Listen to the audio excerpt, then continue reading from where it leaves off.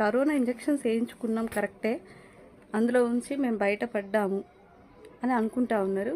కానీ చాలామంది corona injections నుంచి బయటపడలేదండి. కరోనాకు దూరం అయ్యాము, రోగాలకు దగ్గరయ్యాం. అవును, మీరు వింది అక్షరాల నిజమే. ఎందుకు? హాయ్, హలో అందరికీ నమస్తే. ఎలా ఉన్నారు? బాగున్నారా? ఈరోజు ఒక మంచి టాపిక్ అండి. అవును, మీరు విన్నది నిజమే. మంచి టాపిక్ అంటే మంచి టాపిక్కే.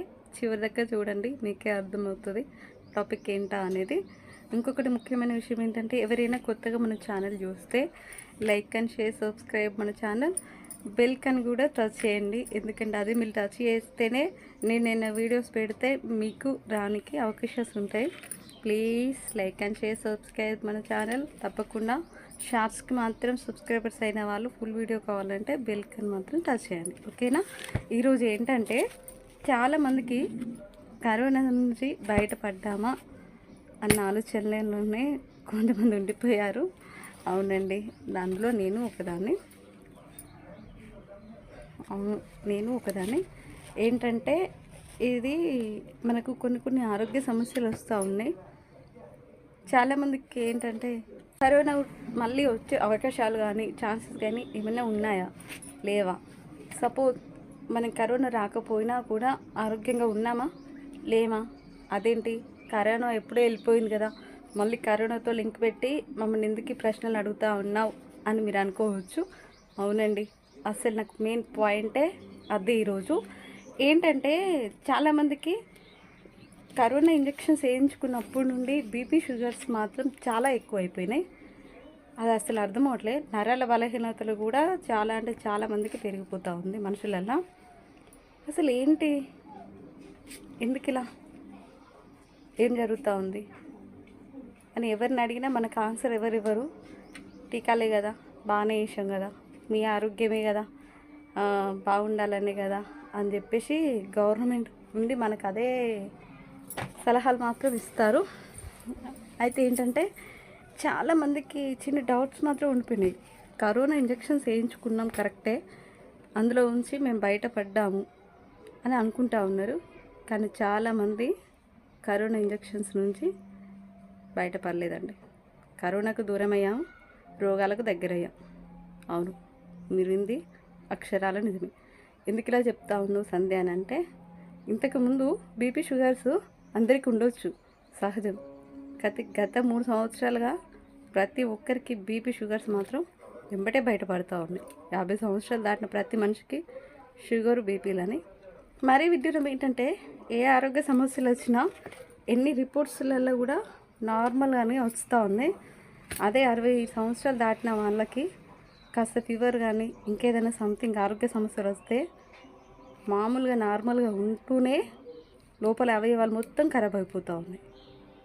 అది టీకాలు వేయించుకోవడం వల్ల ఇన్ని సమస్యల. ఏంటి సంధ్య, అమ్మకు లేని డౌట్స్ పెడతా ఉన్నవా అని మీరు అడగొద్దు, నేను చెప్పను. ఎందుకంటే అది సమస్య ఎంతవరకు నిజమా అబద్ధం అనేది మీకు నాకు తెలీదు. ఏ గవర్నమెంట్ కూడా మనకి సర్టిఫికెట్ ఇవ్వడు, ఈ టీకాల వల్ల మీకు ఏం భయము లేదు అని చెప్పరు, లేదా ఆరోగ్య సమస్యలు వస్తూ ఉన్నాయి అని కూడా చెప్పరు. ఎందుకంటే అది గవర్నమెంట్ కాబట్టి మనకి ఎవరు నిర్ధారించరు. మెయిన్ టాపిక్ ఏంటంటే, ప్రతి ఒక్కరి మనిషిలో మాత్రం ఒకటే ప్రస్తావన. నిజంగా మీ చుట్టుపక్కల వాళ్ళని కానీ మీకు తెలిసిన వాళ్ళని కానీ అడగండి. నాకు తెలిసి నాతోటి మాట్లాడి షేర్ చేసుకొని ఒక్కొక్కరు దగ్గర ఉన్న వాళ్ళని అడిగితే ఒకటి సమాధానం ఏంటంటే, కరోనా ఇంజెక్షన్స్ వేయించుకోకముందు కాస్త కూస్తో ఆరోగ్యంగానే ఉన్నాం, ఇంత సమస్య రాలేదు. కానీ ఇప్పుడు మాత్రం కరోనా ఇంజెక్షన్స్ వేయించుకున్నప్పటి నుండి చాలా బలహీనతగా తయారైపోయినాం, రోగాల బారిన పడ్డాం. అసలు ఎంతవరకు ఇది నిజము అబద్ధం అనేది మాత్రం ప్రతి ఒక్క మనిషిలో ఉందండి. నిజంగా ఉంది. మీకుందా లేదా నాకు తెలియదు, కానీ నా చుట్టుపక్కల నా దగ్గరలో మాత్రం ప్రతి ఒక్కరికి ఉంది.